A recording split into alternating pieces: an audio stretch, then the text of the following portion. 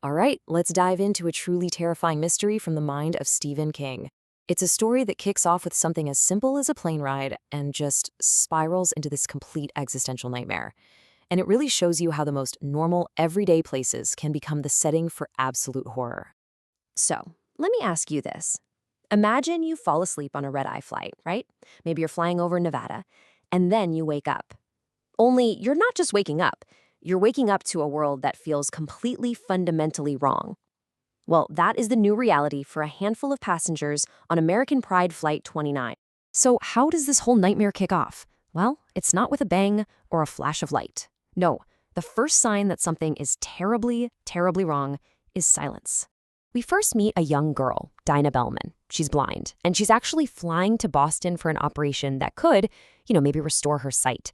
And just like pretty much everyone else on this flight, she's been fast asleep for the first few hours. She wakes up, a little thirsty, and reaches over for her aunt, who's supposed to be right there in the seat next to her. But the seat's empty. At first, no big deal, right? She probably just went to the bathroom. But then it hits her. The silence. And I don't just mean quiet. I mean an unnatural kind of quiet. A deep, heavy stillness where there should be noise. The only thing she can hear is the drone of the engines. No one's talking, no one's coughing, no movie audio, nothing. The whole plane just feels empty. So she calls out for a flight attendant. Nothing. Her panic starts to bubble up. She unbuckles her belt, gets up, and starts fumbling her way down the aisle, her hands just sweeping over empty seat after empty seat. And that's when she finds it. Something truly horrifying. Her scream is what finally wakes up the few others still on the plane. And you can't blame her, because she thinks she's found a scalp just sitting on a seat. Now, okay, it turns out to be a toupee, but can you imagine? Her terror is absolutely real, and it perfectly sets the stage for how bizarre this whole thing is. The people are gone, but their hair pieces? They're still here. Okay, so Dinah's scream basically acts as an alarm clock for the rest of our survivors. They're awake now, they're confused, and they start trying to figure out what in the world is going on. And get this, out of a nearly full flight, there are only 11 people left. Just 11. A totally random group of strangers who are now trapped in this impossible situation together. One of them, a young musician named Albert Kausner, he starts to do a methodical sweep of the cabin. And he's the one who confirms the most chilling part. The passengers didn't just leave. No, it's much weirder than that. It's like they vanished, right out of their seats. And this is where the sheer strangeness of it all really hits you, because they find everything people would have on them, wallets, rings, watches, pocket change, all just sitting on the seats. But then it gets even creepier. They're finding hearing aids, pacemakers, even surgical pins and dental fillings. It's as if the people themselves just evaporated, leaving behind anything that wasn't, originally part of their body. So you think the mystery is just about the missing passengers? Nope.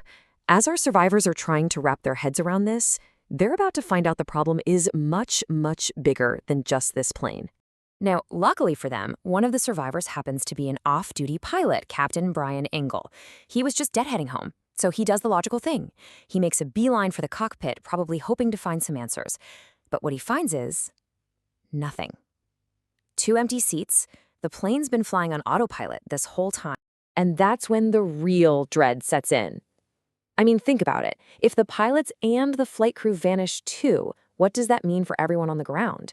Are they the only people left anywhere? So Brian gets on the radio, and the nightmare just gets worse. He's cycling through every single frequency you can think of. Air traffic control, military channels, emergency frequencies. And there's nothing, just static, dead air. And then when they fly over where Denver should be, they all look out the windows. And they see a black void. No city lights, no street grids, not a single pinprick of light. It's like the entire world just got switched off. When something completely insane happens, what's the first thing we try to do? We try to make sense of it, right? Find a pattern? Well, that's exactly what one of the passengers does. He's a mystery writer, and he starts treating this like a puzzle from one of his own books. So this guy, Robert Jenkins, he points out the one thing they all have in common. He says, look, I was asleep, Brian, you were asleep, Dinah was asleep. Turns out every single one of the 11 survivors was totally passed out when this, whatever it was, happened. And his conclusion is just bone-chilling. Whatever took everyone else, it only affected people who were awake. The only way to survive was to be asleep.